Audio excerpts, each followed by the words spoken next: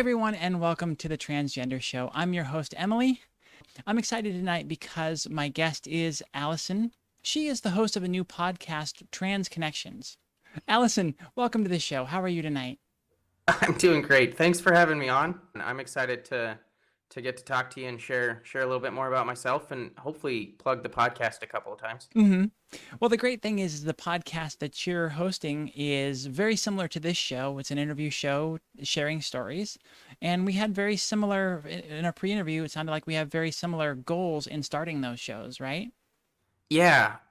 So my goal and I believe your goal as well was to just put as many stories out in I guess different platforms, but in platforms that people can listen to or watch and see the different options or different stories and lives that we as transgender people go through and get to experience. We're going to run through a set of questions about your story. The simple start one is, how do you identify? I identify as a trans woman or sometimes just woman. Um, she, her, definitely my pronouns. But I don't really like. It's not something I talk about frequently. So if someone asks me, then woman is generally how I tell people. But if I know it's a safe place, then I do identify as a trans woman. I'm going to keep going on that topic instead of going down our normal path of questions, because in the pre-interview, we talked about the fact that you came out in Texas and then Yes. moved to Washington, a more liberal area and very far away from anybody that knew you. So you got to basically come into the city and all the people there as Allison. How was that experience just overall? And then I'll get into some more questions about that. First of all, I'm from Colorado originally, and about 5 years ago, decided to move to San Antonio, Texas, where I knew nobody as well. So I've done this move twice now, where I've moved across the country into a place where I didn't know anybody, never lived before, and so that experience in itself is its own journey trying to navigate moving somewhere and not knowing anyone and trying to figure out how to do things. I'm fortunate I work for an amazing company that helped move me both times. That also meant that I had a great job no matter where I was at. But then this time, this move was a completely new move because I got to move as myself for the first time. So shopping for an apartment, furniture shopping, even because I didn't bring most of my furniture back up with me when I moved this time, was just a new experience. And getting to do that by myself, but also being myself, was such a great experience. Moving out of Texas, San Antonio and most of the large cities in Texas actually are fairly liberal. I have actually, in the year that I've been here, had just as many issues for being trans as I did living in San Antonio, Texas. So it's not like that was a huge difference. I expected less, actually, and it's been pretty on par with. So I guess it really, from that perspective, like it really doesn't matter where you're at. Unfortunately, there are people everywhere, and you're just like, we just have to deal with that. It sucks. I'm very fortunate. My best friend, who still lives in San Antonio, has been a huge supporter for me. And she has been somebody that when something does happen, I can call, and she just picks up and talks to me for hours. And Hmm. she's 2 hours ahead of me. So sometimes that's midnight or 1 o'clock in the morning for her. And she's still willing to stay up and talk to me most of the time. Oh, that's amazing. It's wonderful to have that, to have that to fall back on, to have that support structure there. And, especially the 24-hour availability of that, it sounds like. Yeah. Yeah. And having just that like person that tells you it's okay to cry and then listens to you ugly cry on the phone. So you mentioned, when you're describing how you identify, that a lot of times you drop the trans woman aspect of it, the trans aspect, just blending in as yourself as a woman. What what has your experience been there in this new city? How often do you feel like it's something you need to divulge, and how often are you able to just live as you and that's not even a factor? I Very, very rarely do I actually feel like I have to tell somebody. My direct manager at work is the only person at work that knows up here in Tacoma, at least for sure. I suspect most of the people I work with have an idea, Mhm, but I don't think any of them know for sure. But if you go to my Instagram page, or even from, because I have a photography business on the side. If you go to that website, it specifically states that I'm a trans woman. So it's not like I hide it. mhm, I think that that is a part of my identity. And the idea behind the podcast was I get to be that person who is of privileged, who gets to live my authentic self and get to be who I am. hmm. I just find that oftentimes it's more work to try to explain what that means to people who don't know. And I just don't have a need to go through that every single time. Yeah, totally fair enough. Moving into the rest of the questions, my favorite one, how did you choose your name? Um, I don't, it's, I guess it's just the name that has always been in my head. Like when I was a little kid, for some reason, I always loved the name Allison. Hmm, And so for whatever reason, I honestly have no idea. And it was kind of always strange to me that, like, presenting as a little boy, not understanding what being trans meant at that time, I could never figure out why I would like a name like that so, mhm, like, passionately. So when I came out as trans, and literally that was like one of the first questions my mom asked when I came out to her is, so you're going to transition, what is, have you thought of a name? And it didn't even, like, zero hesitation, Allison. hmm. My middle name, which is Brooke, that one's a little different of a story. I struggled for quite a while trying to think of a middle name, and I listened to Garth Brooks radio on Sirius XM all the time, and there's a story that one of his fans tells how she named her daughter Brooke after Garth Brooks. And so when I heard the name Brooke from that, I was like, "Oh, I really like that name." So I chose Allison Brooke, Brooke being my middle name, based on kind of Garth Brooks, but not really. So when did you first realize that you were transgender, that I am trans, this is my identity? It would have been 3 years ago, around this time, fall of 2018. um, is when I really was able to, I guess, put two and two together. I have stories, and I think I've talked about it on the podcast a couple of times as well, of times when I was even as young as 5 years old.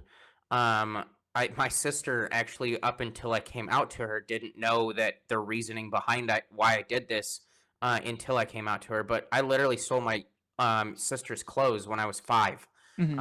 and she thought I was just being a jerk and like stealing her clothes. And little did she know I had been putting them on. Hmm. My parents didn't know nothing. Like, it was just me in my bedroom kind of thing. But it was something that I wanted to do when I was 5 years old, and I didn't think about it much at that point. Like, I didn't understand why I was five. Who, like, that's not something you think about.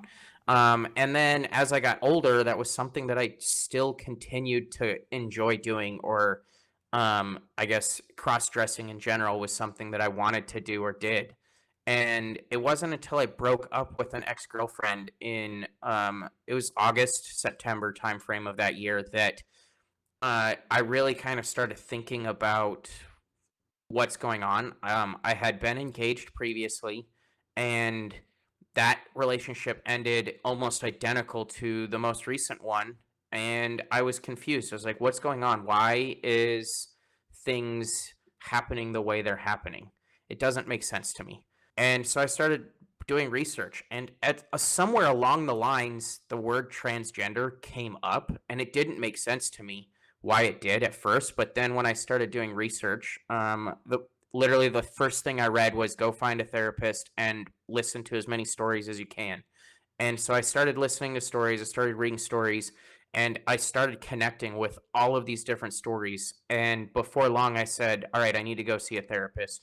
So I saw a therapist, and when I like scheduled the appointment for the therapy session, I said I'm questioning my gender. Hmm. But by the time I went and actually saw her, I had already identified as trans. Um, and I actually was no longer questioning at that point, and I was more just, how do I navigate this? I have no idea what I'm doing right now. I Wow. need some assistance. So you stumble on the word transgender and you don't know how it applies to you. How tough was it for you to accept that you were transgender and find peace with it? It was pretty fast for me. I think that my personal thoughts for myself are, once, as soon as I like said it to myself a couple of times, I'm trans, I'm a trans woman. It all of a sudden, everything that had happened to me and happened with me previously made sense. Hmm. And all of a sudden, it was just this, like, I guess, rush of relief.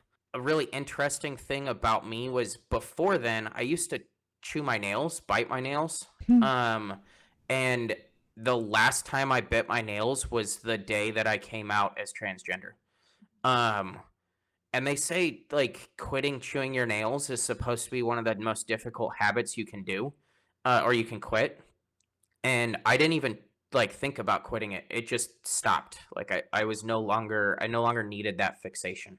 The stresses that I had been Hmm. going through mentally, subconsciously, was causing me to like bite my nails. And all of a sudden that stopped when I came out as trans. It was a really weird, like, revelation for me when Hmm. all of a sudden, like, oh shoot, I need like nail clippers and need to start maintaining my nails correctly. Hmm. At that period in your life, did you have a particular role model or confidant other than your therapist? So my birthday is Christmas Eve, actually. And so I spent Christmas Eve and Christmas Day kind of by myself down in Texas. I didn't really know a whole lot of people still. And I family was all up in Colorado, and I had to work, so I didn't have a chance to go up to Colorado for any of that. But I happened to have the day after Christmas off as well, and I had messaged a friend of mine who, she actually used to be an employee of mine. I messaged her and said, "Hey, I'd like to have a conversation with you." And she actually thought it was I was coming to tell her, "I'm going to apply to be your manager. What are your thoughts?" Hmm. And instead I dropped the, "Hey, I'm trans. What are your thoughts?" And she was super supportive. Like, I picked her because I knew she would be extremely supportive of me. And the first thing she said to me was, "What's your name? And is it okay if I start calling you that?" And I said, "Absolutely. I would love for that to happen." And it was like a light switch for her. She literally just flipped the switch, and I all of a sudden was always Allison. Hmm. And she only referred to me as she, her, unless she came into work, because she still stopped by the store frequently. She quickly like called me up and said, "Hey, I have a nail appointment. You're gonna come over to my house and we're gonna go shopping." So she took me shopping for the first time, and Hmm. then took me to a nail appointment because she got her nails done, and then I got a pedicure that day. Like, it was a great experience. Unfortunately, me and her have fallen out of communication. I haven't really talked to her in a couple of years. But she was definitely someone early on that was a really huge support for me. She had come over to do some makeup for the first time. I was going to be in a wedding, and I had never worn makeup before. And so Wow. I wanted some practice, or I wanted to at least get to try it on my own.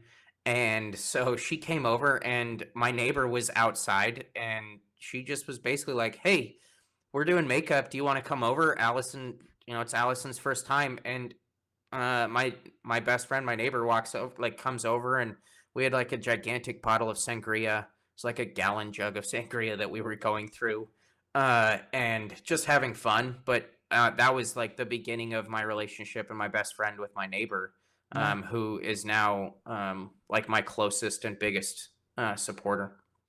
Shifting a little bit more into your coming out story directly, how did you let others know about your new identity in general?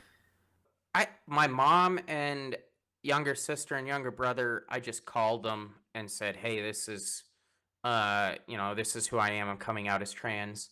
I think I called my younger sister on my birthday, on Christmas Eve, and let her know. I had called my mom a few days before that. Unfortunately, my mom and younger sister were actually on their way to Kansas to deal with, not deal with, but be with my mom's sister's grandchild was going through a bunch of cancer treatments at the time and Mhm. unfortunately passed away that Christmas. And so my mom was kind of dealing with all of that at the time. And so it was kind of difficult for her to be there for me in that moment because she was also trying to be somewhere else. Mm. And I didn't need it, but over the phone was pretty much the only way I could do it at that time because I just didn't. I wasn't going to see them in person for quite a while. Um, but I also used to race. I did off-road racing for a couple of years, Hmm. and so I knew I needed to come out to my race team. I was the co-driver for the team, and coming out to them was a really important thing for me. I ended up, I think, for the better part of a month and a half. That was about all I talked about with my therapist was how was I going to come out to these guys. Hmm. They Yeah. were some of the people that I was the most close with. They were my best friends. They were people who I had grown up with.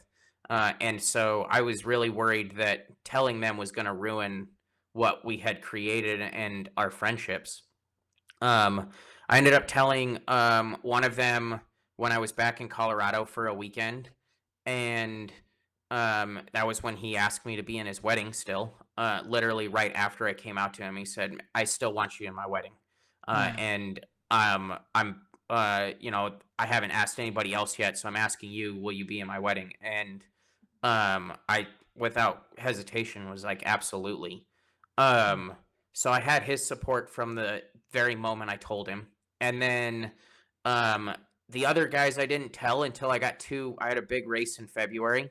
So we got to the race and I wasn't paying attention. There was a ton of mud and water all over the place. And so my shoes had gotten covered in mud. And when we were setting up the camper for the weekend, I had taken my shoes and socks off because they were soaked, and I had forgotten that I had just gotten my toes painted, Mhm. and they were painted dark blue. So somebody noticed them almost immediately, and I didn't have a great excuse for it because I wasn't prepared for it. So I basically told them, "Oh yeah, I just painted them for the weekend," I think is what I said. Okay. And then one of my friends, she was a nurse, and she was the first one that I came out to that weekend. Just literally told her, "Hey, they're painted because I'm trans. I'm in the process of coming out." She was super supportive, really excited that she was no longer the only girl on the team. Oh. Um, and so, like me and her, we were already really good friends, but I feel like our friendship has gotten closer because of that. Yeah. Um, and then I waited until the end of the weekend to tell the rest of the guys. And as we were kind of packing up for the weekend, I talked to them. I still had not told my driver. He was somebody that I had a lot of stress and concern about telling. Mostly because he was my co-owner with the team. He was the driver. I was his co-driver. Like we spent a ton of time in the Jeep together, and I was really worried how that was going to affect our dynamic. The other guys were all like I had filled them in kind of one by one individually, and I guess later on they had gone skiing for the rest of the next week, and they didn't know that I had told everybody else, and so there were only a couple of them that knew that I had talked to somebody else, and they were having a conversation, and then someone walked in who also knew, and they like stopped talking, and that person made a comment like, "Oh yeah, I know she's trans," and they were like, "What?" Super surprised because I didn't let them know that I had told everybody. I Okay. just kind of said, "Hey, I haven't told everybody yet. I'm in the process, so just please don't share it with anyone." Mhm. And then the next day is when I told my driver. Me and him had stayed a couple extra days to just kind of hang out, and so I had a conversation with him privately.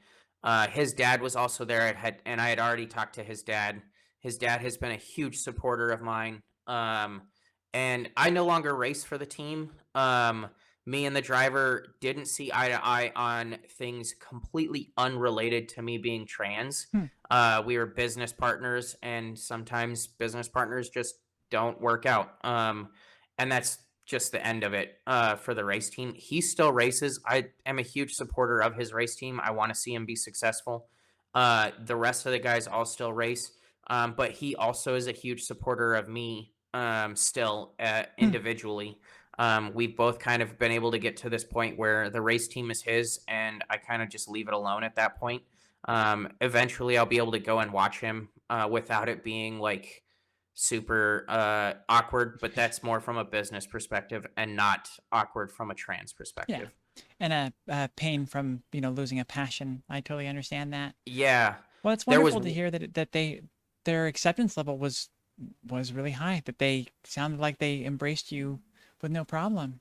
yeah, I there was one other guy on the team who I actually didn't get a chance to tell that weekend, and we had done a trip to Moab, Utah. We had planned a trip to Moab, Utah just to kind of go have fun for a weekend. And it was going to be my first opportunity out of Texas to just be myself. And so I had made the decision that I was going to be Allison that entire weekend. And I didn't really care. Well, we hadn't told him yet. And I hadn't told him mostly because he has he's been pretty vocal about his political beliefs. He's very conservative and his religious beliefs, as well as his opinion of the LGBT community. Hmm. And so I was really concerned about how that interaction was going to go. In fact, the other guys had all told me, like, hey, if you want us there when you have that conversation, we're more than happy to be there. We all have the same concerns of how this is going to go. Wow. And I ended up telling him first thing before anyone else even got there. He was the first one to show up to the campsite after me.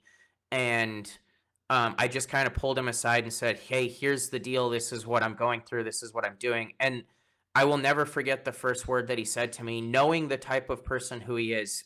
He is very vocal about his beliefs. The first thing he said to me was, "You're still the same person," and I won't ever forget that. And so he has been the biggest supporter of me.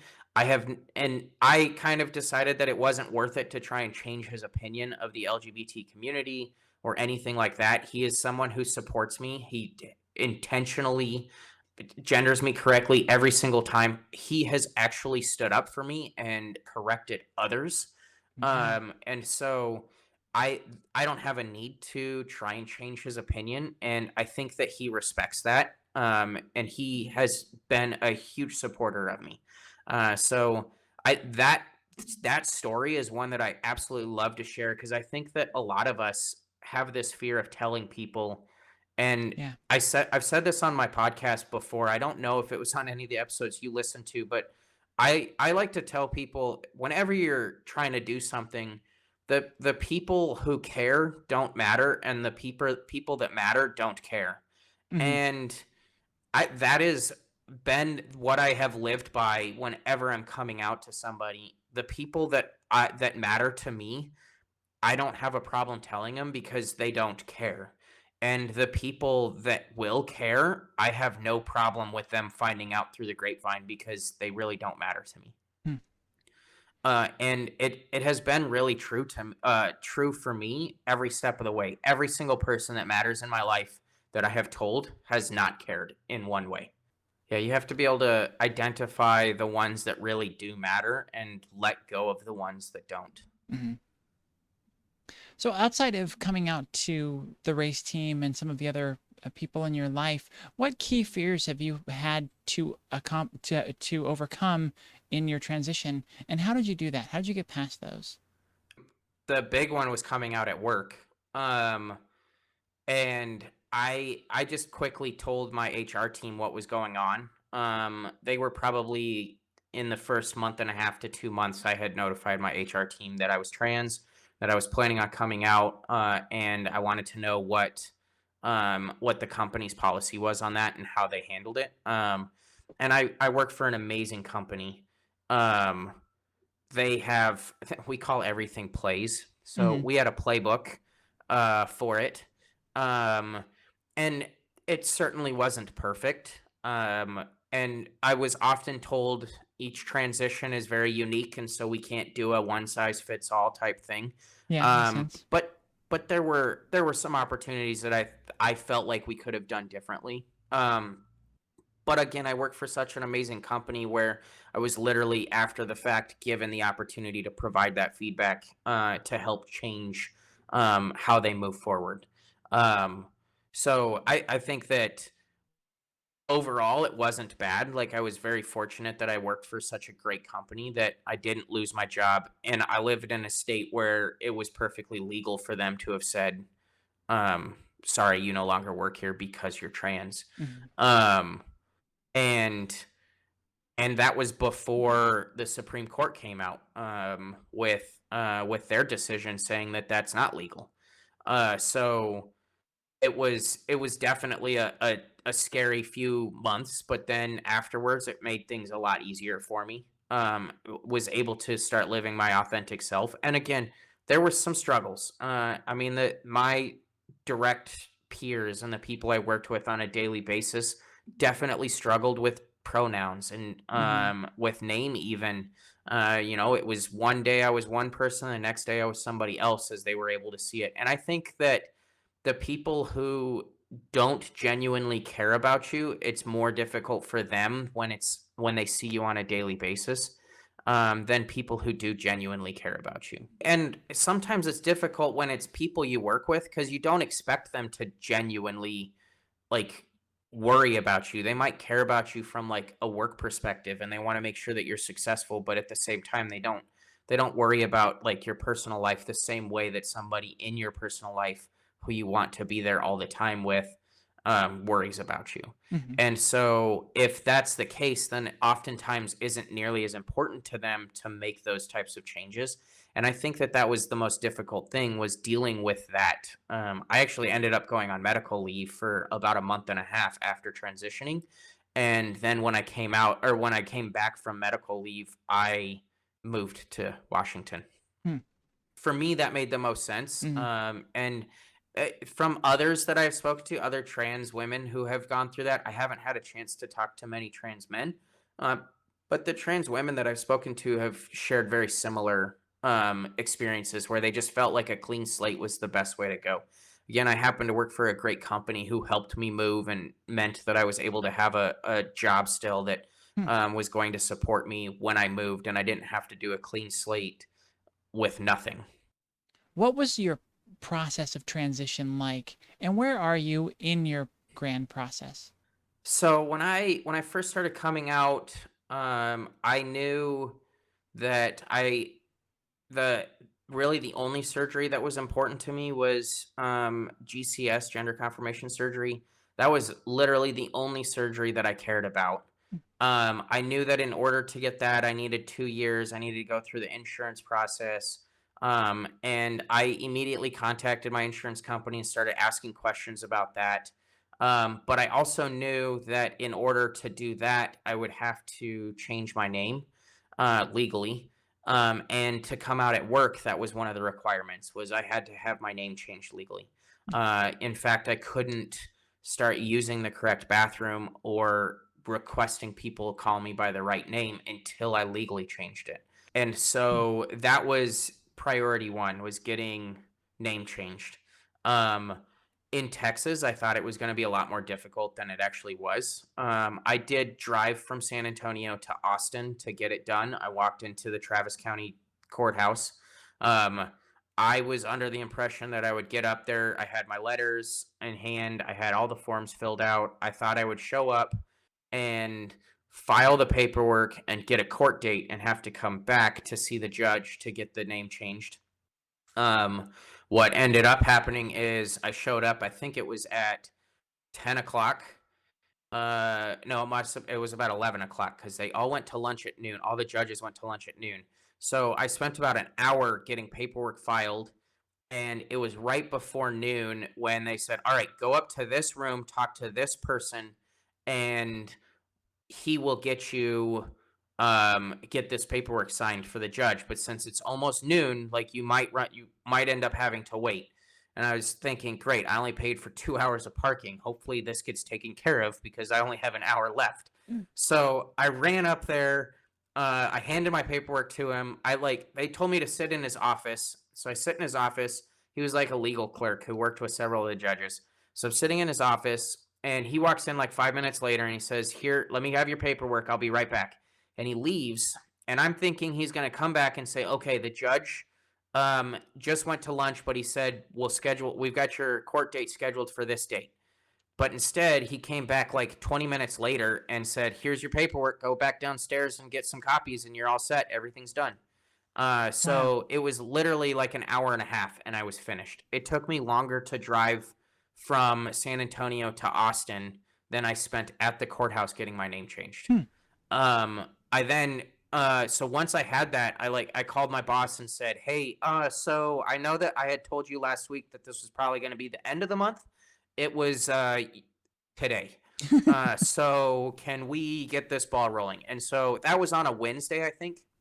Wednesday or Thursday, and we immediately got HR involved, and we picked the following Monday of rolling it out because we were closed on we were closed on Sunday. So Saturdays, Sundays, I wasn't at the store, so it made sense for us to just start at the beginning of a week. And the plan for the store was my boss would have a meeting individually with every associate at the store, tell them what was going on, explain our HR policy Okay. and our zero tolerance for discrimination or anything like that. And Yeah. we call it our treating associates with respect policy, and what that means, and how it may be against what you believe, but you don't have a choice while you're at work. You don't get to do or say anything.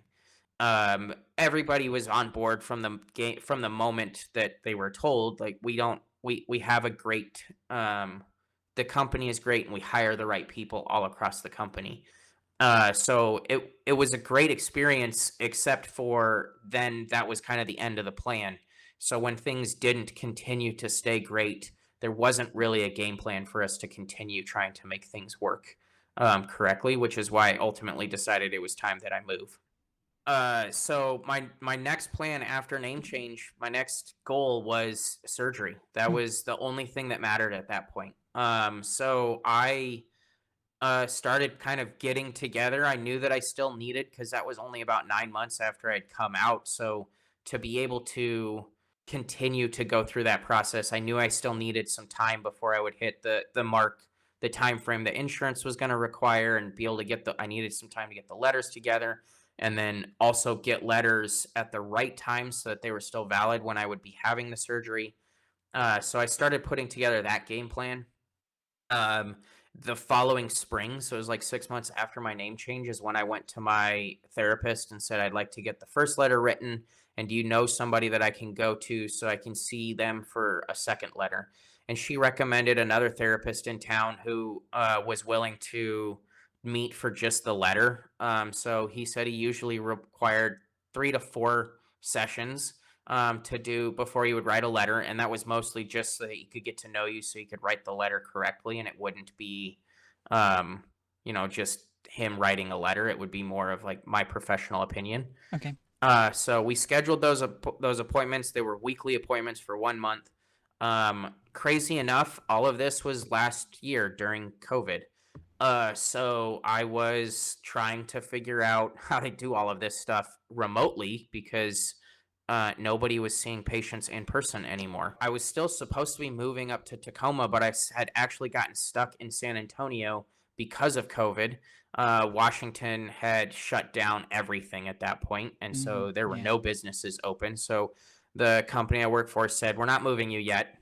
Be patient." And then they furloughed me. So I ended up not even working for a period of time because of all of that. And so during that time frame, I said, "I'm going to get surgery scheduled. There's no reason not to get it scheduled at this point." So I had a friend who had gone through the Crane Center. She was going through the Crane Center out of Austin, Texas, for her surgery, and she highly recommended them. So I started doing some research on where I was going to have surgery, and the Crane Center was the one that made the most sense. I had spoken to insurance, and they were willing to cover only one surgeon at the Crane Center, and that surgeon was not in Texas, was actually in San Francisco. Oh, So I okay. started making the plan for San Francisco, to go to San Francisco for surgery. We scheduled my surgery date for January 20th of 2021. At some point, like, it wasn't supposed to have been scheduled on the 20th. My surgeon was actually going to be on vacation at that time, so she contacted me and said, "Let's push this forward. Would you be willing to do it on January 6th?" And I said, "Absolutely. The sooner the better." And knowing where the country was at, and California specifically from a COVID standpoint, I figured if I could get it done before another massive wave hit, Uh-huh. that would mean I wouldn't have my surgery postponed, because they stopped doing elective surgeries. Wonderful. So it was definitely a ordeal, like literally every single day for 6 months up until surgery day. I was checking to see if elective surgeries were allowed or not allowed because I thought for sure I was going to get it postponed. After I booked my Airbnb, I was really worried because it was a non-refundable month-long stay at an Airbnb where I spent over $1,000 Ooh. for a month, and was definitely worried that that was going to be a waste of money and then have to do it all over again. I got very fortunate. Nothing happened. I went in for surgery on January 6th, the day that will live in infamy for sure. The entire world knows my surgery date. Um, and woke up to the world falling apart, but I was in absolute bliss. Surgery had been successful, and then I've just been recovering since then. About 3 months after surgery is when I decided that it was time that I find a way to support the trans community, and that's where the podcast came from. Are there any areas that you still struggle with dysphoria now that you have accomplished your final goal with your transition? I still have facial hair that I deal with every single day, and electrolysis is expensive. Hmm. It just is. I have an electrologist that I work with. I don't see her as much as I would really like to be seeing her. In fact, I haven't seen her since before surgery. She helped me prepare for surgery, but also was doing some work on my face as well. And so, like, that was all. It was great. I need to go back and start seeing her, but it's a really expensive procedure Yeah. process, and it takes a long time. And I'm working on other things in my personal life that I really want to have happen that are also expensive. My facial hair provides me with minimal dysphoria. It's definitely still there. Yeah. Um, I shave every single day. And then when I'm not, I think wearing a mask helps me because I don't have to, like, I don't feel like other people can see it. I'm wearing a mask. You cannot see it. And when I'm not wearing a mask, like when mask mandates disappear, I wear makeup to cover it up. And I feel like I do a decent job with the makeup. So I don't worry about it too much. It's the days that I take a lazy morning and I don't shower and shave first thing in the morning that tend to be the hardest days for me from a Hmm. dysphoria standpoint. But that's about it. And Good. I I have a therapist that I talk to daily or weekly still, not daily. That's not where I'm at. But I do talk to her weekly, and when that happens, I make sure I talk about it. I don't. I feel like the more I speak about it, the more I talk about it, the easier it is to overcome it when it pops up. Hmm. What is your favorite thing that you've learned through your journey? Getting to learn who I am and getting to be the person that I've always wanted to be, and discovering things about myself that I didn't know. There's a couple of things that, like, before I started transitioning, I just never wanted to touch. I wanted nothing to do with them. And since transitioning, starting to get to learn some of those things about myself and getting to be more open with trying different things and doing different things. Like, it seems weird, but pre-transition, pre-coming out, I did a lot of things to prove to myself that I was masculine. Yeah. Um, like smoking cigars, which I absolutely hate, drinking whiskey, which I also absolutely hate. Um, and I would never try wine. And doing things like that, and then getting to now experience those things because it makes no sense to put a gender bias on anything. And then all of a sudden, now that I'm willing to drink wine, my mom came up to visit me, and we were looking at different, we were driving around just kind of checking out different parts of the state of Washington. And we drove past several wineries, and my mom said, "Hey, I want to go do a tasting." And I went and had a blast doing it. It was a lot of fun. And it's something that I would want to do more of. Oh, that's And great. before transitioning, I would have never even considered that as something that I would want to do. Well, and what's crazy is if I would have done it, like if my mom had said, "Hey, I really want to do a wine tasting while I'm up here," I would have said, "Sure, let's go do one," but I would have not enjoyed it. Like I wouldn't have let myself enjoy it. What advice do you have for young and closeted trans people out there? If you're not able to and you're not safe to, it's not safe to come out, don't. Make sure you take care of yourself first and foremost. Um, but if you have to, if you feel like there's no other way to get through life, find that person that can help be there for you, be that support.